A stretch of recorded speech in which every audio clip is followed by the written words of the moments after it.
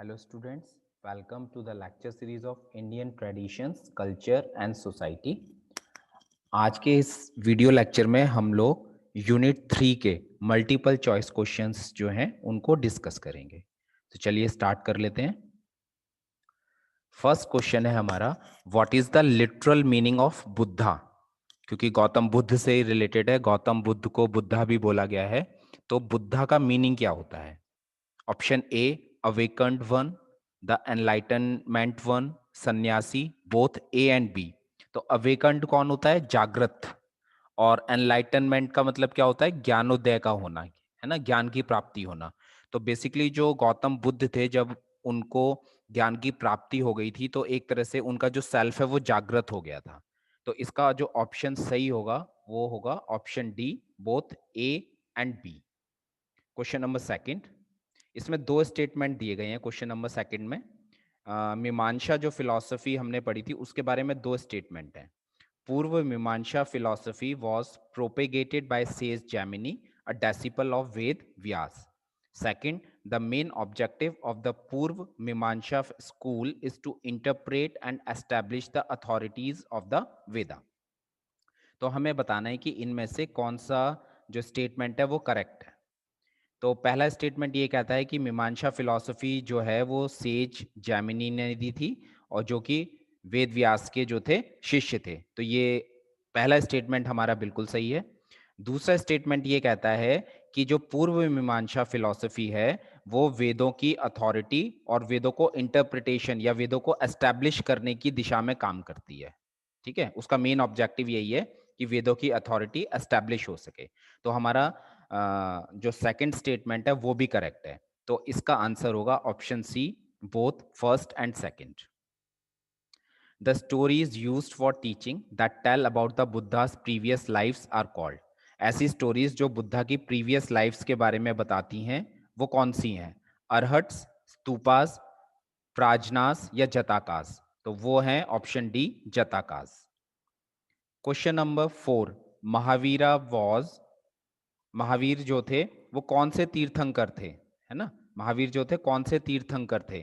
तो जैन धर्म में बेसिकली जो है 24th तीर्थंकर हुए हैं, और जो 24वें तीर्थंकर थे वो भगवान महावीर थे। तो ऑप्शन ए इज करेक्ट।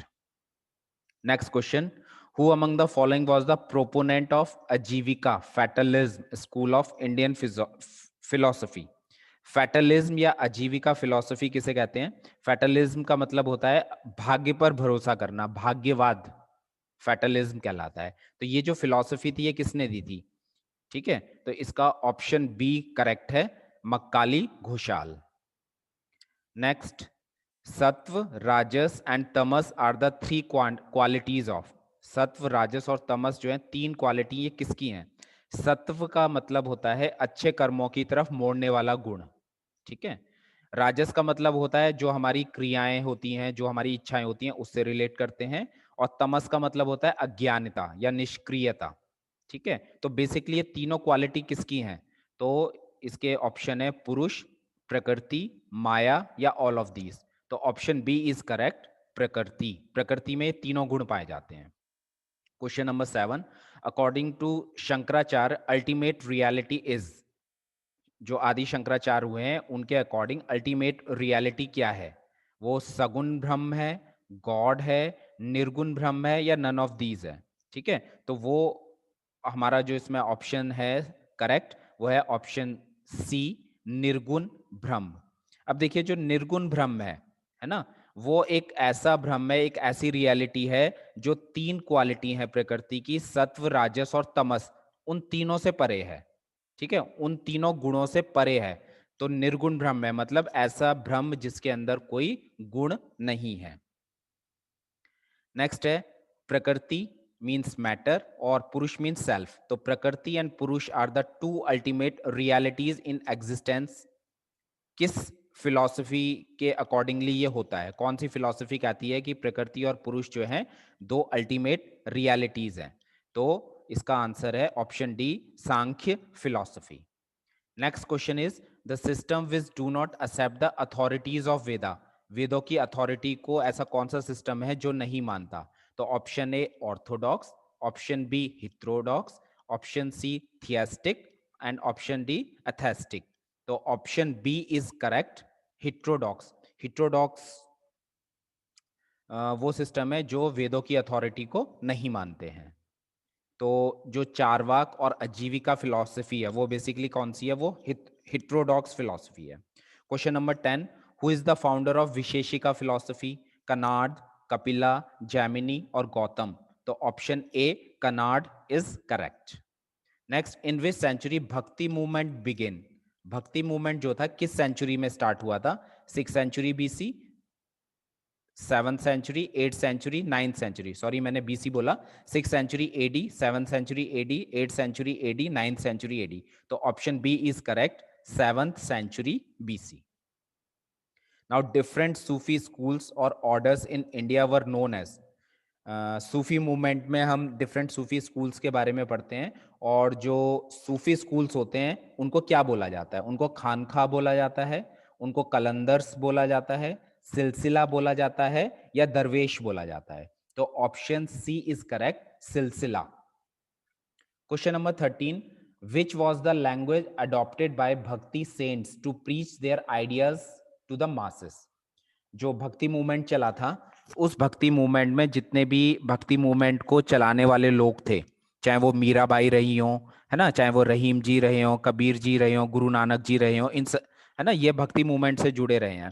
तो इन्होंने कौन सी लैंग्वेज यूज करी थी लोगों को प्रीच करने के लिए? क्या वो हिंदी थी, संस्कृत थी, अर्धमगधी थी, या रीजनल वर्नैकुलर लैंग्वेजेस थी? तो इसका आंसर है option D, regional vernacular language. मतलब जो लोकल लैंग्वेज है, रीजनल लैंग्वेज है, उसका इस्तेमाल किया गया था। क्वेश्चन नंबर 14, द फर्स्ट भक्ति मूवमेंट वाज ऑर्गेनाइज्ड बाय। सबसे पहले जब भक्ति मूवमेंट 7th सेंचुरी में स्टार्ट हुआ तो वो किसने चलाया था? गुरु नानक जी थे, रामानुजाचार्य थे, रामदास थे, या मीरा जी थी? ठीक है, तो option B is correct, Ramanujacharya. Now in which place Gautam Buddha delivered his first sermon? जब भगवान जो गौतम बुद्ध थे उनको जब ज्ञान की प्राप्ति हो गई, तो ज्ञान की प्राप्ति होने के बाद जो उन्होंने पहली प्रीचिंग दी, पहला जो लोगों को संदेश दिया, वो किस प्लेस पे दिया था? खुशीनगर, सारनाथ, पाटलिपुत्र और राजगीर। तो option B is correct, Sarnath. Question number 16, the Jainism, in Jainism tirthankara means. तो जैन धर्म के अंदर तीर्थंकर टर्म यूज होती है। महावीर जो थे वो 24वें तीर्थंकर थे, लेकिन ये तीर्थंकर का मीनिंग क्या होता है? तो first, God and the supreme being, B those who know the ultimate truth and ultimate reality, C conqueror of everything, and D those who guide man and woman across the river of existence। तो इसमें option D सही है। तीर्थंकर वो होते हैं जो human being को, चाहे वो मैन हो या वोमेन हो, उनको जो कहते हैं कि एक नदी है ना, एक दुखों की नदी है, उसके पार पहुंचाने का काम करते हैं। ठीक है, तो इसका आंसर है option D. Now, who is the founder of Uttar Mimamsa philosophy? तो option A is correct, Badrayan. Question number 18, who created the Hindu school of philosophy called Advaita Vedanta? Advaita Vedanta जो फिलॉसफी है या हिंदू स्कूल ऑफ फिलॉसफी है अद्वैत वेदांता, उसको किसने क्रिएट किया था? वो शिव थे, श्री कृष्ण थे, आदि शंकराचार्य थे, या गार्गी थी? है ना, तो ऑप्शन सी इज करेक्ट, आदि Shankaracharya. Question number 19, which philosophy postulates that all objects in the physical universe are reducible to a finite number of atoms?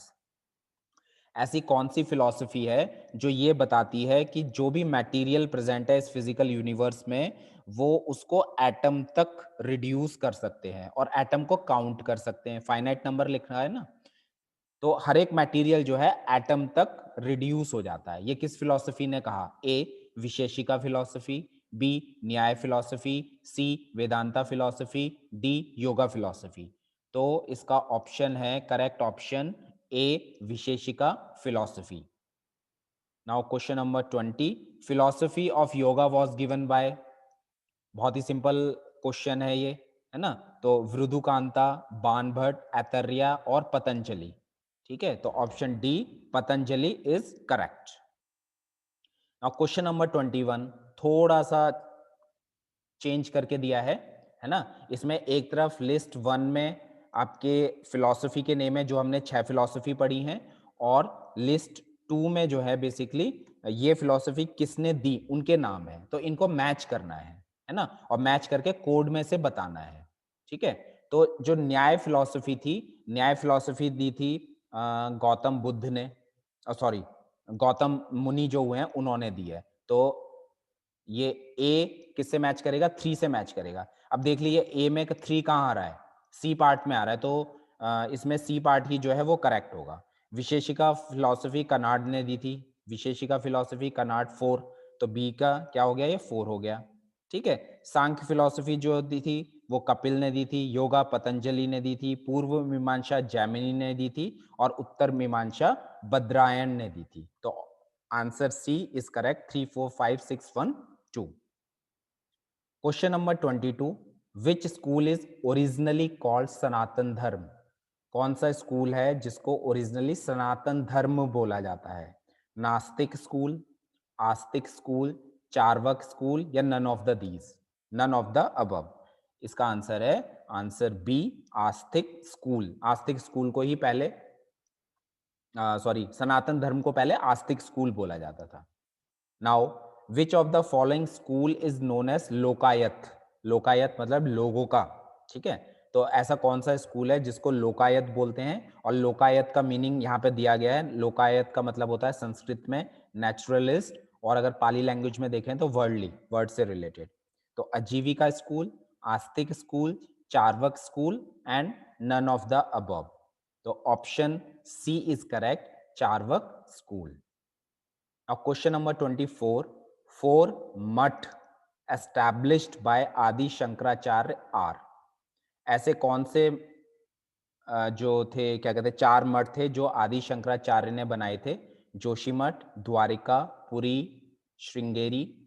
फिर ऑप्शन बी है श्रृंगेरी, द्वारिका, प्रयाग, जोशीमठ। देन सी जोशीमठ, द्वारिका, प्रयाग, कांची, और डी वाराणसी, द्वारिका, पुरी और श्रृंगेरी। ठीक है, तो इसका ऑप्शन ए सही है। एक मठ बनाया था उन्होंने जोशीमठ में, दूसरा बनाया था गुजरात में द्वारिका में, तीसरा बनाया था पुरी में, और तीसरा बनाया था श्रृंगेरी में, जहां कहा जाता है कि आदि शंकराचार्य का जन्म हुआ था। Question number 25, which of the following philosophy focuses on logic? ऐसी कौन सी फिलॉसफी है जो लॉजिक की बात करती है ना, प्रमाण की बात करती है, जिसमें हर एक चीज को इंटरप्रेट करने के लिए लॉजिक दिया जाता है या प्रमाण दिया जाता है? ठीक, तो कौन सी फिलॉसफी लॉजिक के ऊपर बेस्ड है? Option A yoga, option B Sankhya, option C Vedanta, option D Nyaya. तो option D is correct, Nyaya philosophy. Nyaya philosophy जो है पूरी तरीके से लॉजिक के ऊपर बेस्ड है।